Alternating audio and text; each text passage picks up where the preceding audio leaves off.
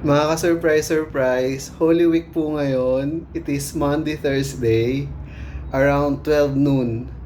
And ayan, wala po tayong masyadong ginagawa, which is very okay dahil ito nga po yung panahon ng mga Kristiyano. Hindi na po ako Catholic, hindi na po ako nagpa-practice ng mga Catholic faith. Pero bilang Christian po, inaalala po natin ang kamatayan ng Panginoong Jesus. Ayan, so nanginginig pa yata tong kamay ko. So ayun mga ka-surprise. Ano lang po ito? This is a perfume video. Ayan. Naisingit ko lang po yung about sa Holy Week kasi nga po wala po tayong ginagawa and nasa mood po tayo para mag review ng pabango.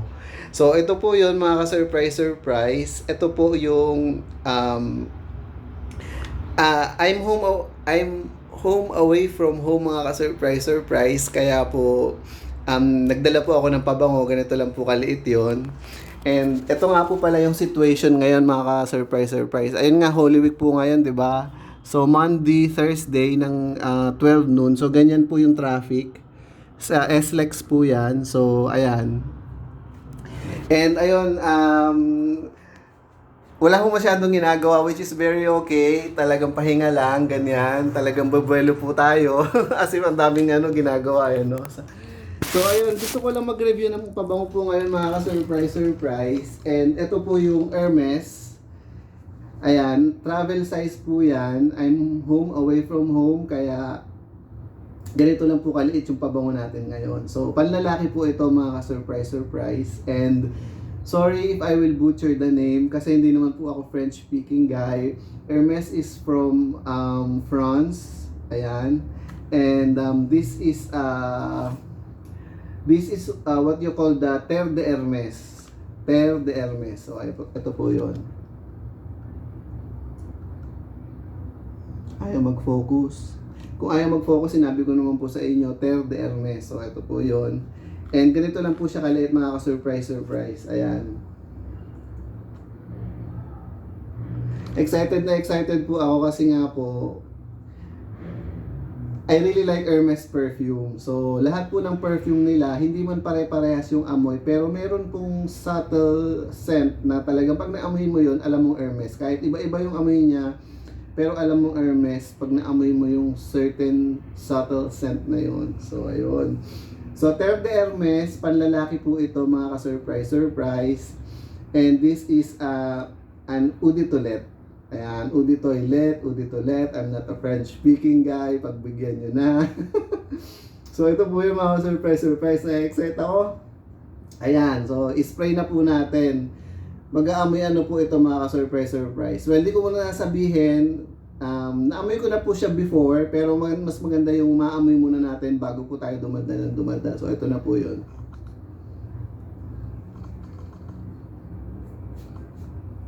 Oh my gosh.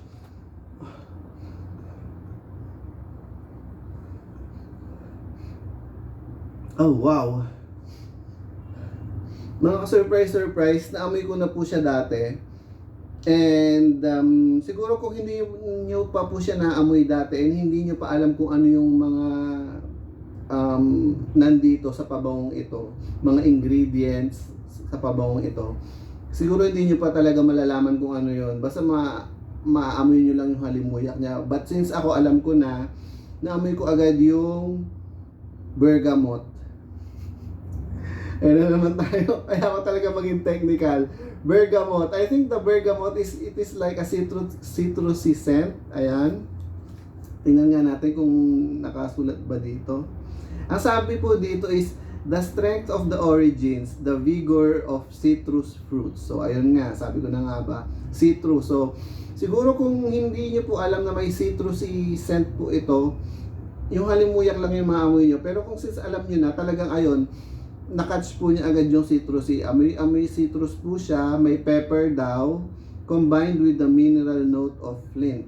So, hindi ko po alam kung ano yung flint, mga surprise. I-google na lang po natin yan maya-maya. So, ayun, sabi ko nga po, hindi po ako technical na tao, mga ka-surprise. So, ikukwento ko na lang po sa inyo, hindi na po kung ano yung ingredient na nakalagay dito. Ang ikukwento ko na lang po is kung ano ba yung naaalala ko pag naamoy ko siya. Yan.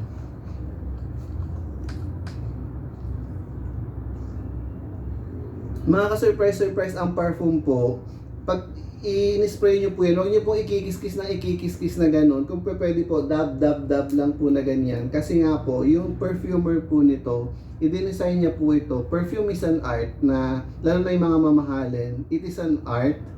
Ganon. It is like a technology na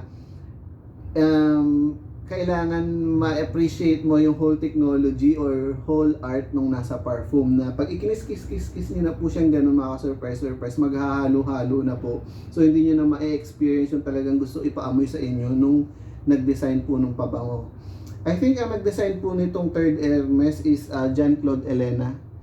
So marami po siyang parfum, Hermes parfum na i-design, ganun.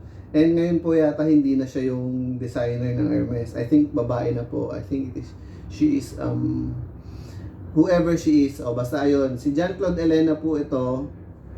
And ayun, Christine Nagel. Siya na po yung bagong perfumer ng Hermes, Christine Nagel. Ayun. I-design niya po yung Barenia. Ayun, wala po akong perfume na Barenia, pambabae po yun. And gusto ko rin po yung amoy social, amoy Hermes.